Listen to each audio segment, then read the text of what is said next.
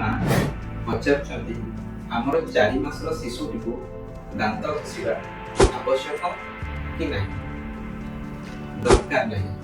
कहीं शिशुटी जदि माँ क्षीर और ब्रेस्ट फीडिंग करुछि तो माँ क्षीर एंटीसेप्टिक प्रॉपर्टी अच्छी, दांत घसीबार किसी आवश्यकता नहीं। किंतु शिशुटी जदि माँ क्षीर पाउनी फर्मुला क्षीर उपर निर्भर ताहले गार्डियन माने गोटे स्टेराइल गज को उडा करिकी पाटी भीतर सफा करि परिबे।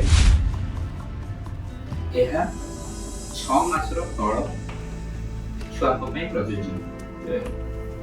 6 मासर अधिक बयस छुआ को आमे सॉफ्ट ब्रश और बेबी ब्रश पे दांत सफा करि परिबा। एंड जेहेतु सेମାନଙ୍କୁ ଆମେ ଘର ଖାଦ୍ୟ ବି ଆରମ୍ଭ କରିଥାଉ ତାଙ୍କୁ ପ୍ରପରଲି ପାଟି ଭିତର ରିନ୍ସ କରିବା ବି ଦରକାର। ଖାଦ୍ୟ ମଝିରେ ପାଣି ବି ଦିଆଯିବା ଦରକାର ଯେମିତି କି ଦାନ୍ତ ମଝିରେ ଗୋଟିଏ ପାର୍ଟିକଲ୍ସ ଗୁଡ଼ିକ ଷ୍ଟକ୍ ହେଇକି ନ ରହିଯାଏ।